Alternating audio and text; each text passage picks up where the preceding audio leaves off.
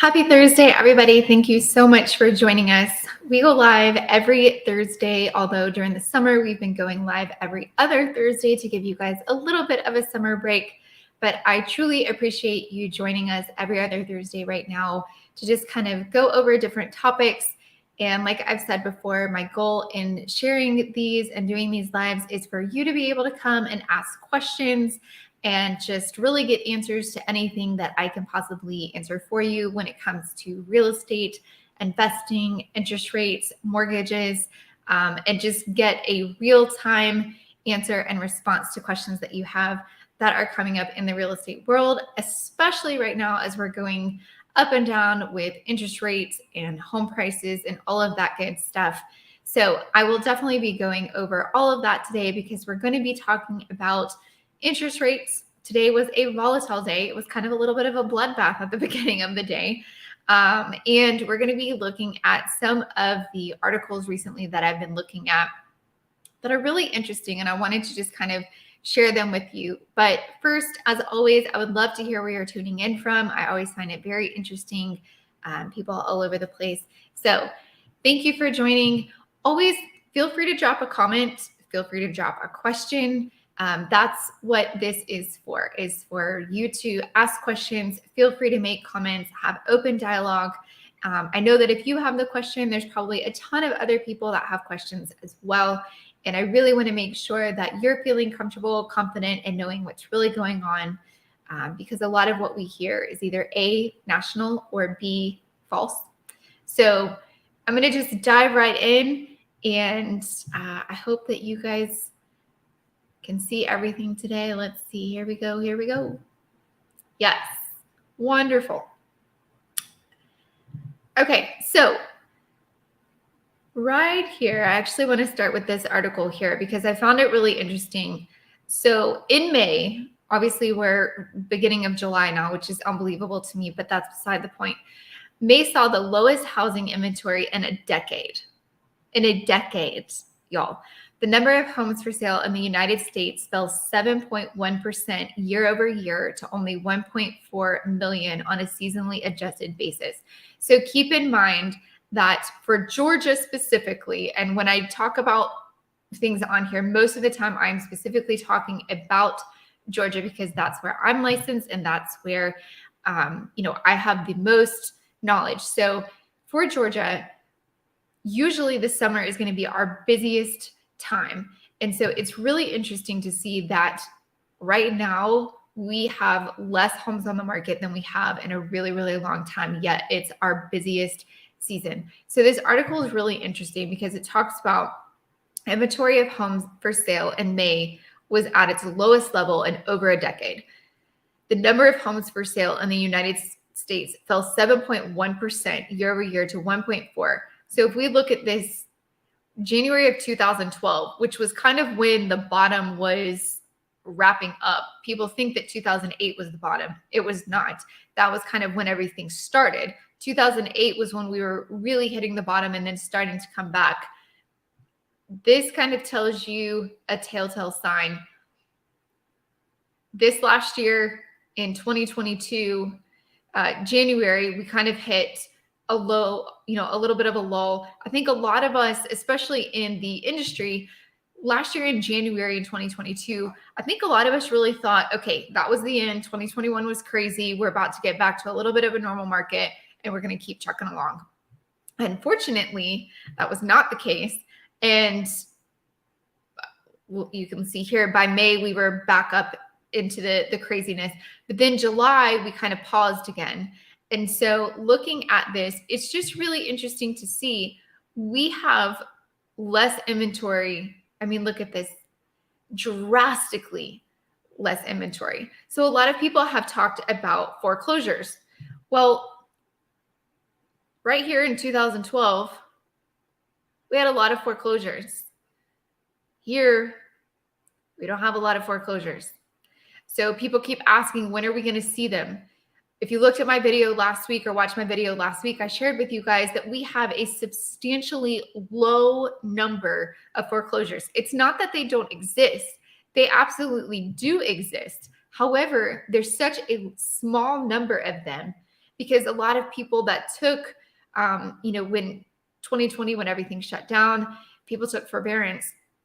I think some people were thinking, oh, well, we're going to see this mass, number of foreclosures hit the market. Realistically, a lot of people took forbearance just kind of out of fear. They weren't sure what was about to happen. I don't think there's many of us that have ever lived through a pandemic. I do think there's some that probably, way back when, but none of us that are in this buying market have lived through a pandemic. So we weren't sure what we were about to experience, how long things were going to be shut down, when some of us were going to be going back to work. It was very uncertain times. So a lot of people took forbearance out of fear, just thinking, if I need it, it's there. But then over 60% of people never even took a default, never even used any of the forbearance. Then another 30% did take it, but then they paid back up.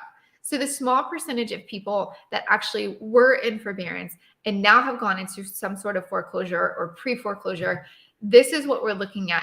This was 2012, where we had a ton of foreclosures on the market. We're here.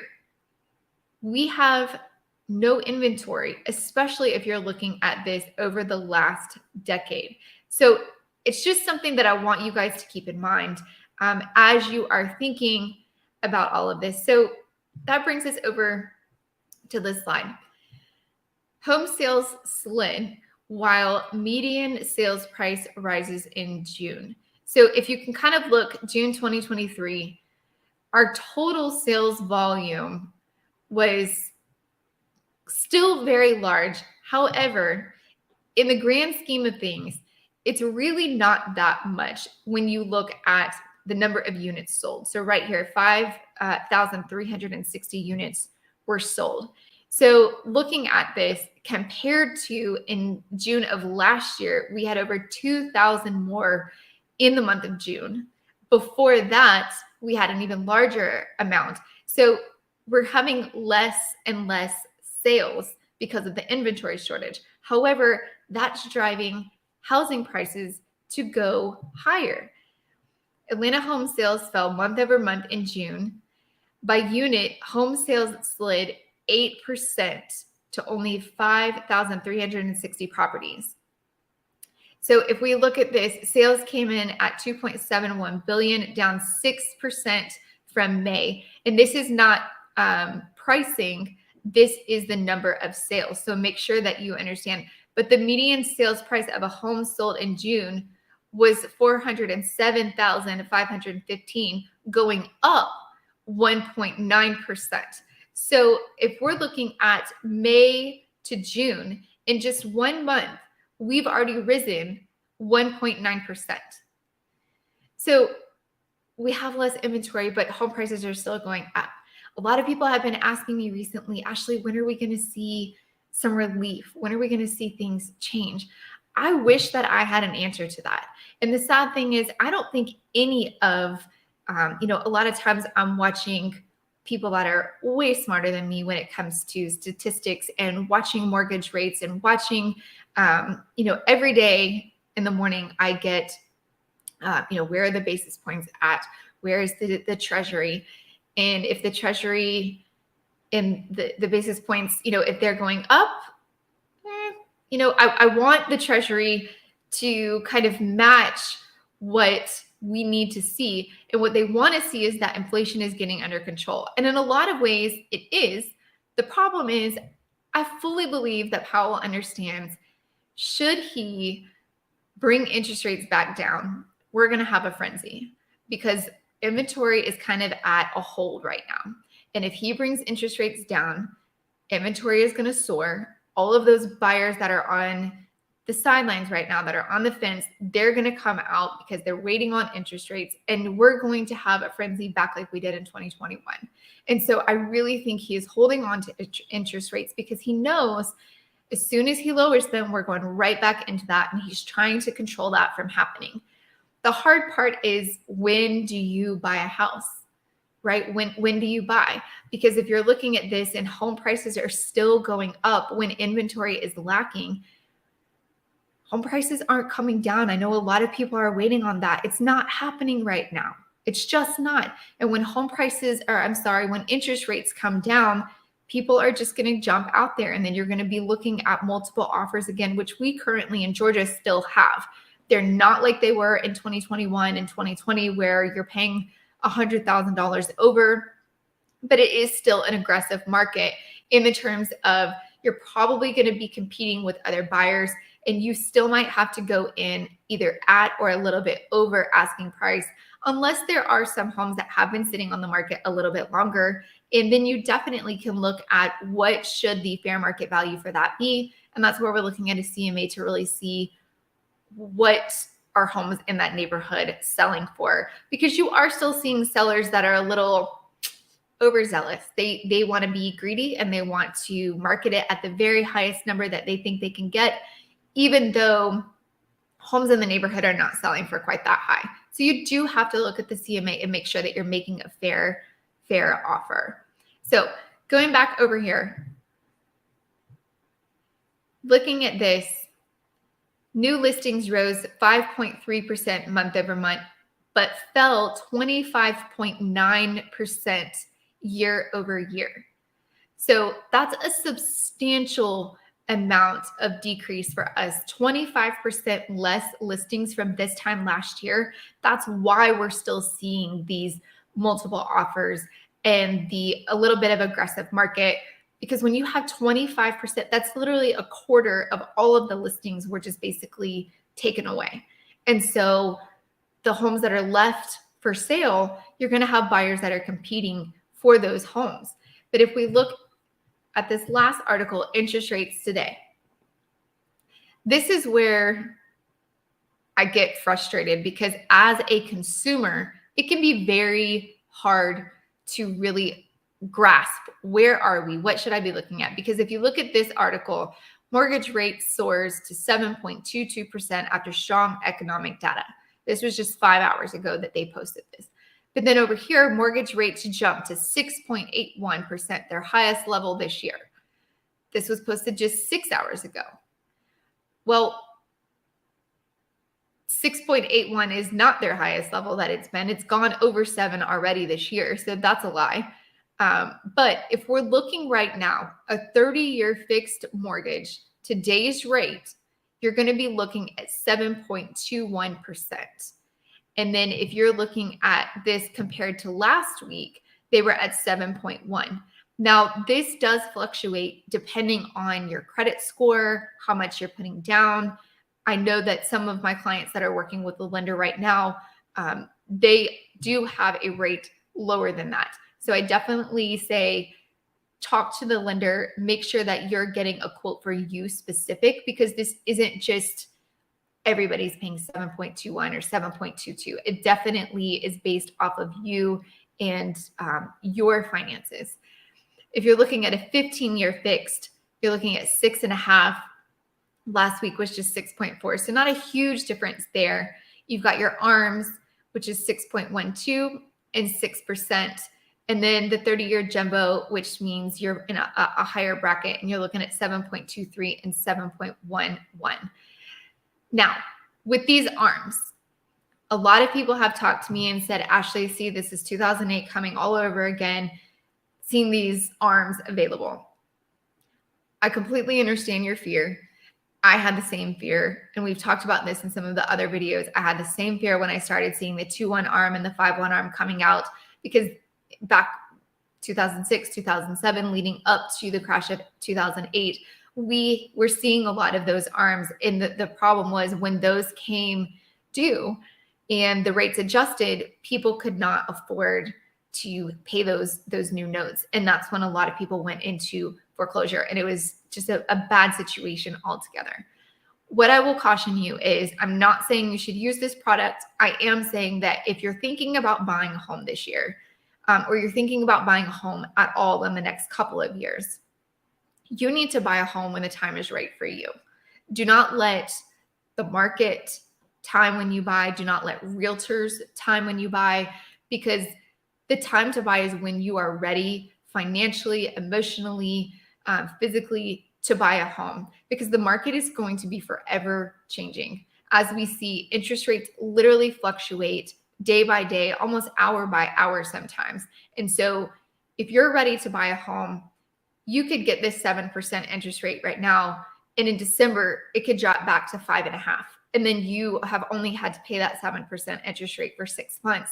You're now renegotiating that, getting a lower interest rate, refinancing, and you're in a better situation. So you just don't know, and you can't let something like this put fear in you, because I do believe that interest rates will come down. Do I think it's going to be anytime soon? Not a chance. I actually think they're going to go up next time around. I think he gave us a little bit of a break this time just because it's been a steady climb.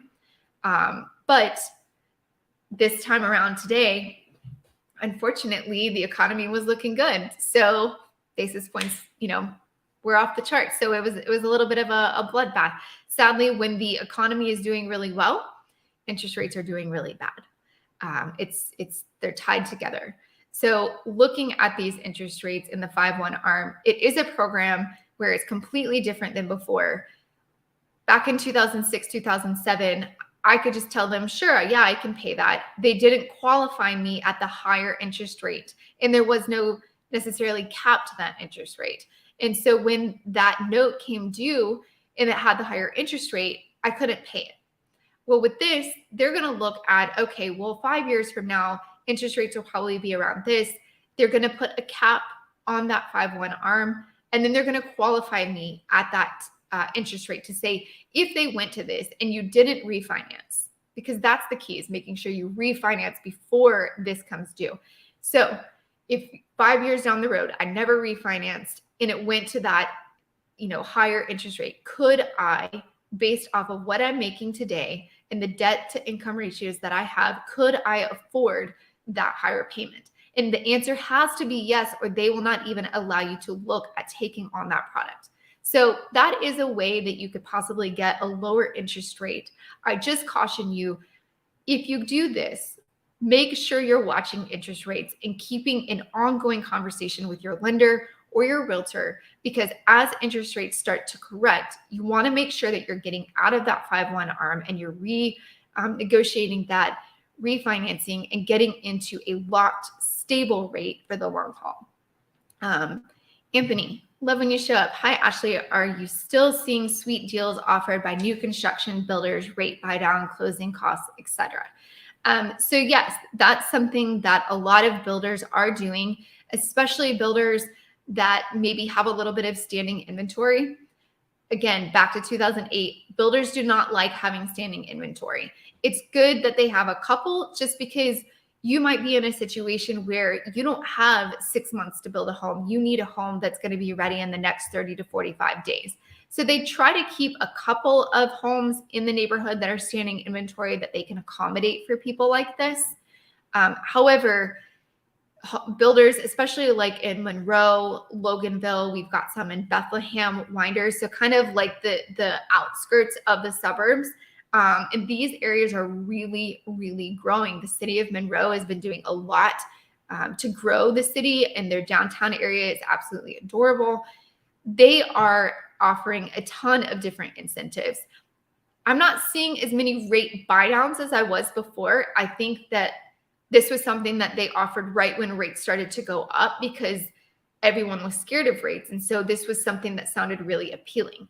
I think since then, though, people, the buyers, the consumers have wisened up, and they realize that's probably not the best way to spend my money. Because if I sit here and I spend, let's say, $30,000, because that's how much it usually costs to do a rate buy down. It's not like a closing cost where it's $10,000 or less.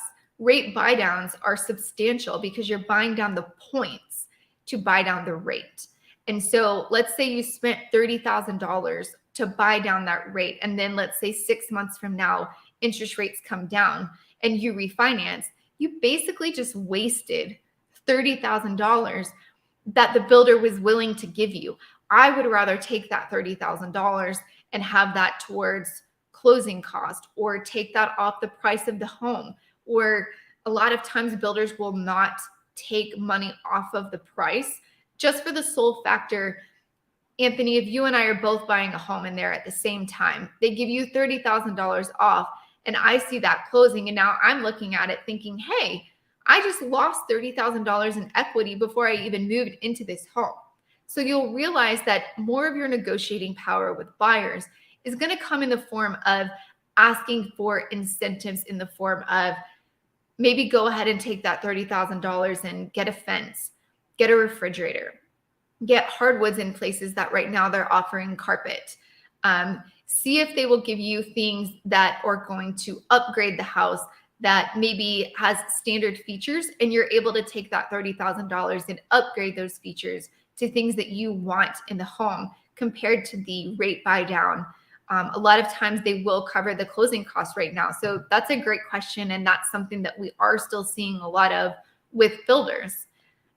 So if you're thinking about looking at a builder, definitely contact me. I keep in touch with a lot of the builders and the agents that are representing those builders, just because they know that we have clients coming in. A lot of times they will send us weekly reports kind of with homes of the week that the builder maybe is trying to get off of their inventory. Maybe it's been sitting there a little bit, because the longer it stays on their inventory, that's a monthly payment that they're having to pay as the builder. So keep in mind that the builder's agents do represent the builder and their interests. So it's really important for you to have an agent that's representing you and your interests. So I can call those agents. We can see if there's any specific homes that might be on the market that the builder is trying to get rid of faster than others. Because surprisingly, there are a lot of times, like 1 or 2 houses that the builder is tired of having on their books, and they're more willing to negotiate on those properties than they would on some of the other properties, and definitely more willing to negotiate on those than a new construction, because they have no money in this new construction yet. They're not willing to negotiate with you a lot of times on a home that's not even built, but they would be on one that's standing inventory. So just depending on how long you have, that would be something that I would suggest to look at. So do you guys have any questions? Make sure you drop comments in the chat, questions in the chat. I want to make sure that everybody is getting everything that they need when it comes to questions. I know a lot of things have gone on today specifically with these interest rates, because we can just look at this one here. So for a home buyer taking out a $400,000 mortgage, the monthly payment of principal and interest rose to $2,700 from $2,600 just last week. So that's $100 a month in just a week when interest rates go up that much. And I don't know about you, but $100 a week, that's a lot of money over a year's time. And when you're really trying to budget, that's something that you have to keep in mind. And as prices continue to rise, obviously it's something that you want to keep in mind with your taxes as well. So let's take a look at this here. Mortgage rates follow loosely the yield on the 10-year Treasury, which leapt higher following a much stronger than expected employment report from ADP. So this is the part you guys have heard me say before. I really struggle. I understand it, but that doesn't mean that I like it. The fact that when we are doing good as a country, unemployment is down, people have jobs, people are making money. The flip side to that is our interest rates get higher. When the economy is doing well, our interest rates go up. And that is their way of controlling inflation and making sure that things don't get out of control. But I don't know about you. I firmly feel like everything is out of control. Just going out to the grocery store for the bare basics. I'm not talking about filling up my cart like I did before. Just to get the bare basics and walk out, I'm looking at $200. So I feel like inflation has continued to go up regardless of what interest rates are doing. It's just a personal opinion. I can't speak for everybody on this, but I just feel like I wish there was a better way where the economy could be doing really well and interest rates could be balanced and helping people get into properties. I think the unfortunate thing is we just have not been keeping up with building. And so with the lack of inventory, that's really what is driving the multiple offers, which is then driving the rat race to get homes, which is then driving these interest rates higher and higher. So the only way that we are going to see any type of a relief is to get more inventory on the books. So again, I tell you, when you're ready to buy. Don't wait for interest rates to come back down, because that's why you're holding off. Make sure that you're looking at the fact of, if I wait a year and interest rates drop back down, let's say to 5.5%, that's a pretty good rate, because people have to be realistic and understand we're not going to see 2 and 3% again. If we get into the fours, that is a solid rate. If we get into 5.5, that is a solid rate. But there was an article that just came out. I wonder if I can find it real quick. But it talked about some of the top economists fully believe that when interest rates drop back down into the fives, and it happened earlier this year, they dropped back down into the fives for, I think, like a day. But when they did, when we saw interest rates drop back down into the fives, the frenzy started. So you have to decide, do I want to wait for interest rates to drop, and then I want to be in competition with other buyers? Or would I like to go ahead and buy now, even though interest rates are a little bit higher and they are uncomfortable? I fully get it and understand it, respect it. If you go ahead and buy now, you can refinance later, where if you buy a year from now when interest rates have come down, you're going to be in competition. There is no right or wrong answer. It is solely what is best for you, where you are in your finances, where you are in your life. Everybody has their own opinion as to what the smartest thing to do. If you look online and you Google some of the smartest economists, they're all going to be competing with each other as to when the right time is to buy a home. There is never a perfect time. You will never time the market. Most of the time, we are either in a buyer's market where buyers are getting the deal. They're getting sellers to pay for, concessions, closing costs, things like that, because the sellers are more excited to sell, and there's more inventory. So there's not as much competition from buyers to purchase. Or we're in a seller's market, which we are right now, and we have been for quite some time, actually. So for a very short time, when the pendulum is swinging from one direction to the other, will we be in what we call a balanced market. And even in a balanced market, you still have to deal with mindsets of buyers and sellers. And unfortunately, the last couple of years has really done a number on both ends. Buyers are still under the impression of they have to get out there, they have to run, they have to compete. And they're just really exhausted of inflated pricing, inflated, interest rates. And then sellers, a lot of them, we've had to have some real coming to Jesus meetings with some sellers about the fact of, you have to have a fair market value. You cannot sit and live in a place where you think that your home is going to just sell for $100,000 over, because those days have gone. You have to be realistic when you're listing your home and look at the recent sales and comps in your neighborhood and in and around your neighborhood, because that's what the home is going to appraise for. And while we are still seeing multiple offers, we are not seeing a lot of contingencies waived for appraisals where people are like, well, I'm willing to pay $750,000 for a home listed at $700,000, and if the $50,000 that I'm willing to pay over, if it doesn't appraise for $750,000, I'll just cover the $50,000 out of pocket, which we saw a lot of the last couple of years. Completely blew my mind, because I personally can't say that I would do that. You're instantly buying into your equity. But a lot of people needed to get in, and they've already made that money. With home prices still rising, they've already made that equity back. So it was a smart decision on their half. But we're not seeing those contingencies right now where they're being waived for appraisal or they're being waived for inspection.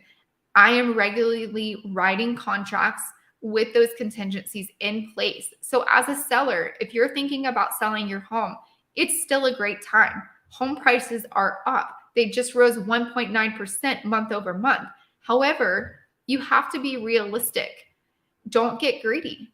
Sit and really look at the comps with your realtor, go over what things are selling for, and know that that's the number that you're most likely going to get. because your realtor should be able to go over the numbers with you and show you the home down the street sold just a couple of weeks ago. It was listed at this price, it's sold for this price, and that way you get a really good idea of what your home is going to list for and sell for and how long it should really take. So it's an important conversation to have with your realtor, and then it's important to have that conversation with yourself and make sure that your expectations are realistic. Thank you guys so much for joining me tonight. I sincerely, sincerely appreciate it. I hope I'll see you in 2 weeks, Thursday nights, 7 p.m. I'll see you then.